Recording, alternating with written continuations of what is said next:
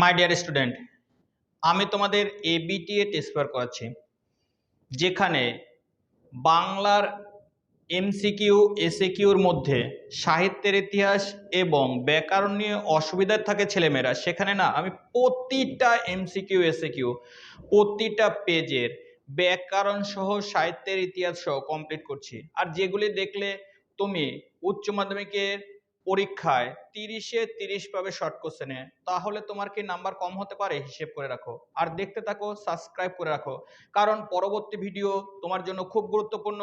অতএব প্রতিটা ভিডিও যদি তুমি পেতে চাও অবশ্যই সাবস্ক্রাইব করে রাখো। শুধু বাংলা নয়, ইংলিশ, ইতিহাস, ভূগোল, আর্টসের সকল সাবজেক্ট পেয়ে যাবে, কোনো সাবজেক্ট বাদ না দিয়ে। অতএব তুমি না সাবস্ক্রাইব করে রাখো, শুধু বাংলা নয়, ইংলিশ চলে আসবে। আজ সব বাংলা পেয়ে যাবে, পর পর পর পর দেখতে থাকো। আজ স্টার্ট করছি দ্বিতীয় পেজ, 36 পৃষ্ঠা। পৃষ্ঠা নম্বর দ্বিতীয় হচ্ছে কত? 36। দেখো, নদীতে ফেলে দিয়ে এসো ঠিক গতিক হয়ে যাবে। কথাটি কে বলেছিল জানো? কথাটি বলেছিল চৌকিদার। কথাটি কে বলেছিল? চৌকিদার। মহানাম শতপথী তো এলো না, মহানাম শতপথী এলে কি হবে? উত্তরে ছেড়াদ্দ হবে, ছেড়াদ্দ। দারুণ হতাশা জেগেছে ওর মনে। কার মনে হতাশা জেগেছে? উত্তর হচ্ছে মৃত্যুঞ্জয়ের মনে, মৃত্যুঞ্জয়ের মনে। তারপর দেখো, করিম ফরাজি একসময় কি ছিল? পেশাদার লাঠিয়াল ছিল, পেশাদার লাঠিয়াল। মাছের ঝোলের সঙ্গে কোন চাল খাওয়া হয়? উত্তর হচ্ছে রামশাল। মাছের ঝাল, মাছের সঙ্গে কি? রামশাল। নিহত ভাইয়ের শবদেহ ড্যাশ হয়, ড্যাশ। উত্তর হচ্ছে ক্রোধ। মানে কি? নিহত ভাইয়ের সব ভাইয়ের ড্যাশ দেহ? উত্তর হচ্ছে শবদেহ, মানে মৃতদেহ, মৃতদেহ। নিহত ভাইয়ের কি দেহ? শবদেহ, মানে মৃতদেহ। অবসন্ন মানুষের শরীর কবি কি দেখেন? উত্তর হচ্ছে ধুলোয় কলঙ্ক। অবসন্ন শরীর মানুষের দেহে কবি কি দেখেন? উত্তর হচ্ছে ধুলোয় কলঙ্ক। হরিণটি কোন সময়ের জন্য অপেক্ষা করছিল? উত্তর হচ্ছে ভোরবেলা। হরিণটি কোন সময়ের জন্য অপেক্ষা করছিল? ভোরবেলার জন্য অপেক্ষা করছিল। দেখো, সে কখনো বঞ্চনা করে না, সে কে? উত্তর হচ্ছে সত্য। সত্য কখনো বঞ্চনা করে না। তমে ঘোড়া নেই, চঞ্চল খবর নিয়ে আসবি। কোন দেশের সংলাপ, কোন দেশের যাত্রা? উত্তর হচ্ছে উড়ে দেশের যাত্রা। কোন দেশের? উড়ে দেশের। কাল রাতে রজনীকান্ত ঘুম থেকে তুলে ট্যাক্সি ডেকে দিয়েছিল কে জানো? উত্তর হচ্ছে রামব্রিজ। রামব্রিজ ডেকে দিয়েছিল। তারপর দেখো, রামব্রিজকে কত টাকা বকশিশ দিয়েছিল? উত্তর হচ্ছে 3 টাকা। রামব্রিজকে কত টাকা বকশিশ দিয়েছিল? 3 টাকা। সংস্কৃতে 13 পেয়েছিল বলে হেড পণ্ডিত স্কুলে আমাকে প্রমোশন দেন। উক্তিটি কার? উত্তর হচ্ছে অমর গাঙ্গুলি। উক্তিটি কার? অমর গাঙ্গুলি। এসব বাজে কথা আমি বিশ্বাস করি না। বাজে কথাটি কি? উত্তর হচ্ছে যে বাজে কথা কি জানো? নাট্যাভিনয় একটি পবিত্র শিল্প। যারা বলে সেটা বাজে কথা। নাট্যাভিনয় একটি পবিত্র শিল্প। কে বলেছিল? রজনী বাবু। দেখো, দ্য নাইট ইজ কলিং মিমি বিবর নাটকে উল্লেখিত বার্নার্ড শ কোথা থেকে পেয়েছে? বার্নার্ড শ থেকে। মারদানা বলিকান্দারির কাছে কতবার জল চাইতে গিয়েছিল? উত্তর হচ্ছে 3 বার। তোমরা সবাই জানো কবার গিয়েছিল? মাত্র 3 বার। গলদের কে নিপাত করেছিল? উত্তর হচ্ছে সিজার। গলদের নিপাত করেছিল কে? সিজার। টপ্পা গান বাংলায় জনপ্রিয় কে করেছিল? রামনিধি গুপ্ত বা নিধিবাবু। রামনিধি গুপ্ত বা নিধিবাবু। অস্বচ্ছ জল রঙে আঁকা ছবিকে কি বলে? উত্তর হচ্ছে গুয়াশ বলে। কি বলে? গুয়াশ। কোন প্রথম বাঙালি মহিলা ইংলিশ চ্যানেল পার হয়? উত্তর হচ্ছে আরতি সাহা। আরতি সাহা। আর পুরুষ হলে কি হতো? মিহির সেন। মুখ্য বাংলা ব্যঞ্জনধ্বনি কটা জানো? 30টা। আর স্বরবর্ণ হলে কটা হতো? 11টি। একই পদ পাশাপাশি দুবার বসা প্রক্রিয়াকে কি বলা হয় জানো? পদদ্বৈত। একই পদ পরপর দুবার বসাকে কি বলা হয়? পদদ্বৈত। এবার চলে আসি এসএকিউতে। দেখো, একটা কাজ করে দিতে হবে। কোন কাজের কথা বলা হয়েছে? দেখো, নিখিলকে বলেছে কে? মৃত্যুঞ্জয়। সমস্ত রিলিফ ফান্ডে তার টাকা, রিলিফ ফান্ডে, রিলিফ ফান্ডে ফান্ডে মৃত্যুঞ্জয়ের মাইনের টাকা দিয়ে আসতে হবে। মৃত্যুঞ্জয়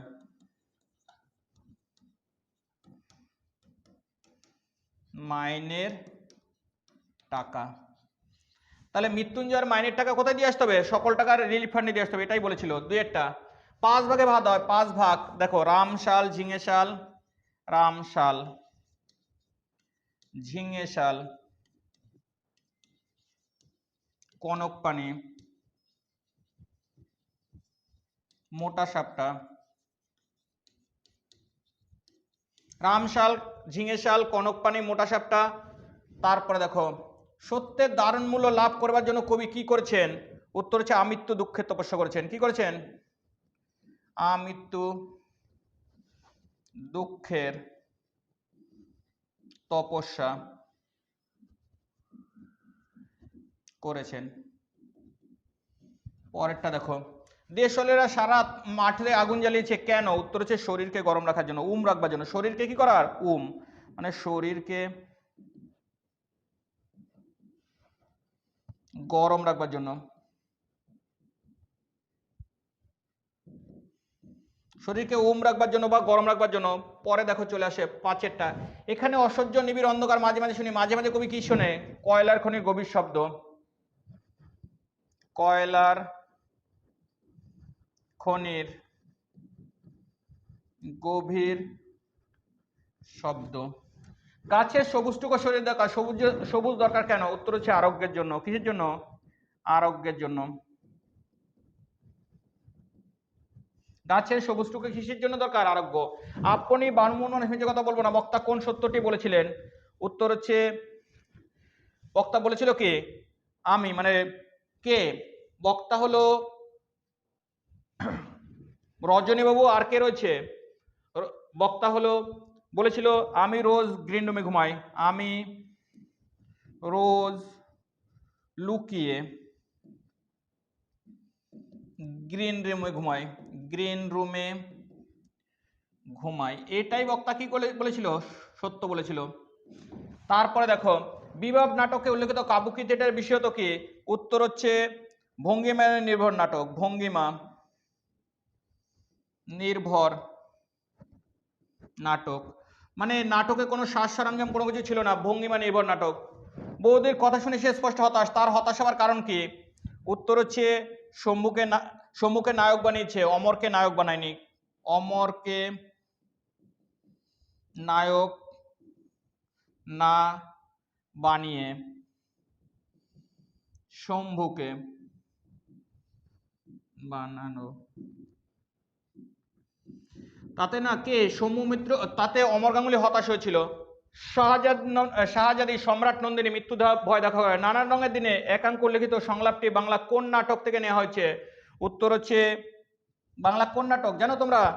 বাংলা হচ্ছে রিজিয়া নাটক। কি নাম? রিজিয়া। রিজিয়া নাটক থেকে নেওয়া হয়েছে। পরে দেখো, পড়তে জানে এমন মজুরের প্রশ্ন কবিতায় কবি কাদের উদ্দেশ্যে প্রকৃত প্রতিষ্ঠা বলেছে? উত্তর হচ্ছে শ্রমজীবী। শ্রমজীবীদের উদ্দেশ্যে।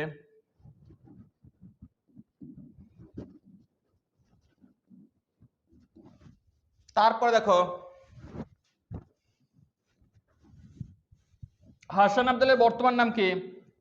উত্তরে পাঞ্জা সাহেব। হাসান আব্দুল জঙ্গলের বর্তমান নাম কি?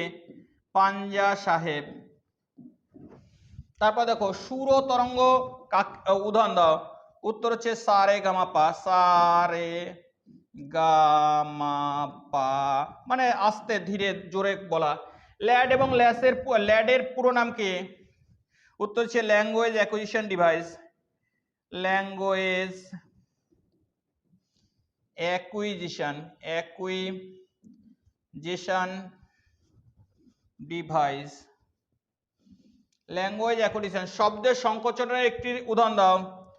আগে শব্দের সংকোচনে কি বোঝানো হতো? উত্তর হচ্ছে, দেখো শব্দের সংকোচন আগে অন্ন। অন্ন বলতে খাদ্য বোঝানো হতো। বর্তমানে অন্ন মানে হচ্ছে ভাত। তাহলে যে কোনো খাদ্যকে বোঝানো হতো, এখন ভাতকে বোঝানো হয়। এখানে শব্দের কি হয়েছে? সংকোচন হয়েছে। এখানে শব্দের কি হয়েছে? সংকোচন হয়েছে। এই ছিল আজকের পুরো এমসিকিউ এসএকিউ শর্ট কোশ্চেন। অতএব তোমরা যদি পুরো ভিডিও পেতে চাও অবশ্যই সাবস্ক্রাইব করে রাখো। লাভবান তুমি হবেই। লাভবান তুমি হবেই। এ পর্যন্ত। পরবর্তী ভিডিও একটু পরে আবার আসছে।